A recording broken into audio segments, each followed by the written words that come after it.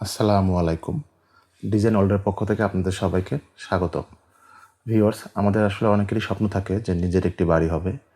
কিন্তু বর্তমানে মালামালের যে দামের ঊর্ধ্বগতি, এতে করে আপনারা যদি খরচ সম্পর্কে আইডিয়া না রেখে বাড়ির কাজে নেমে যান তাহলে কিন্তু মস্ত বড় ভুল হবে।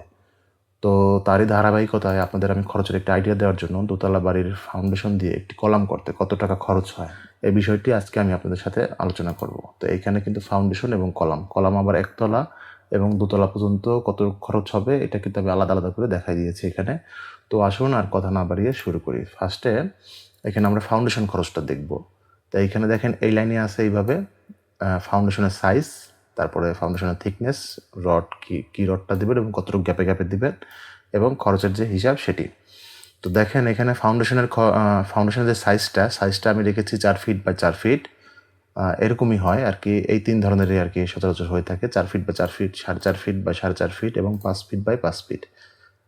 তো এখানে 4.5 ফিট বা 4.5 ফিটের বেসটার থিকনেস এভারেজে হয় 10 ইঞ্চি এবং 4.5 ফিট বা 4.5 ফিটেরটা হয় 12 ইঞ্চি এবং 5 ফিট বা 5 ফিটের হয় 14 ইঞ্চি। তো রডের সাইজ এবং গ্যাপ একই থাকবে, মানে 16 মিলিমিটার রড আপনারা 5 ইঞ্চি পরে পরে এই সবগুলোতেই ব্যবহার করবেন।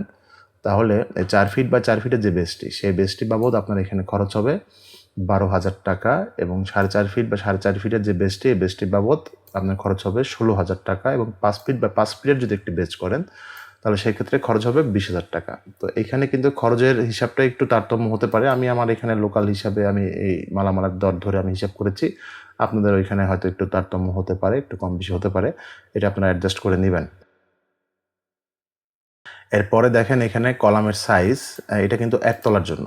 আপনারা ফাউন্ডেশন যেটা করলেন সেটা কিন্তু এই পর্যন্ত শেষ, ফাউন্ডেশনের খরচটা কিন্তু এটার ভিতরে আর নেই। এবার কিন্তু কলামের শুধুমাত্র হিসাব হবে।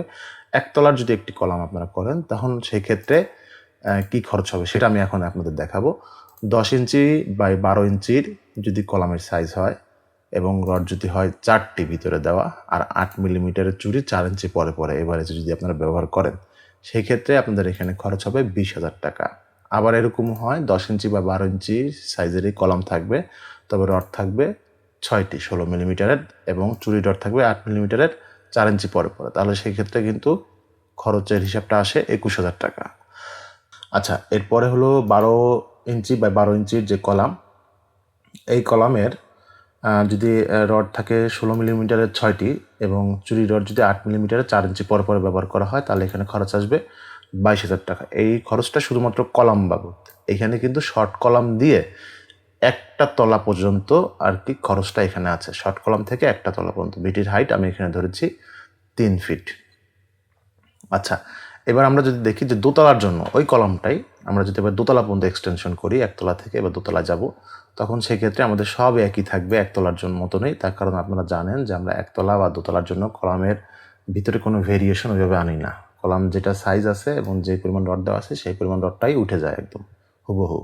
তাহলে এখানে 10 ইঞ্চি বা 12 ইঞ্চির 6টি, 16 মিলিমিটারের 4টি, 10 বাই 12-র 6টি এবং 10 বা 12 বাই 12-র 6টি 16 মিলিমিটার রড দিয়ে আর চুরি রডটা 8 মিলিমিটারের 4 ইঞ্চি পর পরে দিয়ে এখানে খরচের হিসাব আসে প্রথমটার জন্য 20,000 টাকা এবং 10 বাই 12-র 6টা রড দিয়ে আসে হলো 21,000 টাকা এবং 10 বাই 12-র 6টা রড দিয়ে খরচ আসে আপনার 12 বাই 12-র আর কি 6টা রড দিয়ে খরচ আসে এখানে 22,000 টাকা। তাহলে এইখানে আমরা দোতলার কলামের জন্য হিসাবটি পেয়ে গেলাম এবং উপরে আমরা একতলার কলামের জন্য হিসাবটি এখানে পেয়ে গেলাম আর ফাউন্ডেশনটা এখানে পেয়ে গেলাম। সবগুলো কিন্তু আলাদা আলাদা করে দেওয়া আছে। এখানে যাবতীয় সব কিছু এর ভিতরে ধরা আছে, মিস্ত্রির বিল, শাটার, এভরিথিং, সব কিছু মালামালের সব কিছু এখানে ধরা আছে। আমি যদি আপনাদের একটা উদাহরণ দিই, ধরেন আমি 4 ফিট বা 4 ফিটের একটা বেচ করবো এবং এর ভিতরে 10 বাই 12-র আমি একটি কলাম দেবো, তাহলে আমার এখানে কয় টাকা খরচ আসতেছে? আচ্ছা, 4 ফিট বা 4 ফিটের বেজের জন্য আমার এখানে খরচ আসবে 12,000 টাকা এবং 10 বাই 12-র 4টা রড দিয়ে যদি আমি কলামটি করি তাহলে এখানে খরচ আসবে আমার 20,000 টাকা।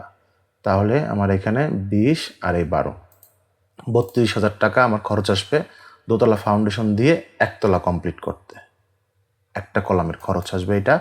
এবং আমি যদি এটাকে দোতলা পর্যন্ত এক্সটেনশন করতে চাই তাহলে আমার এখানে এই 12,000 টাকা প্লাস এই 20,000 টাকা প্লাস এই 20,000 টাকা, তাহলে আমার এখানে কত আসতেছে? 40, 20, 20, 40 এবং এই 12, 52,000 টাকা আমার এখানে একটা কলামের জন্য খরচ হবে একদম ফাউন্ডেশন থেকে দোতলা পর্যন্ত। আর 4.5 ফিট বা 4.5 ফিটের যদি আমরা হিসাবটা করতে যাই তাহলে এখানে 16,000 টাকা, এর সাথে যোগ দিতে হবে 21,000 টাকা, এর সাথে যোগ দিতে হবে 21,000 টাকা। এই তিনটা যোগ করলে যে যোগফল যেটা আসবে সেটাই হলো আমার দোতলা পর্যন্ত একটা কলাম বাবদ আমার খরচ। তো আশা করি আপনারা বুঝতে পেরেছেন।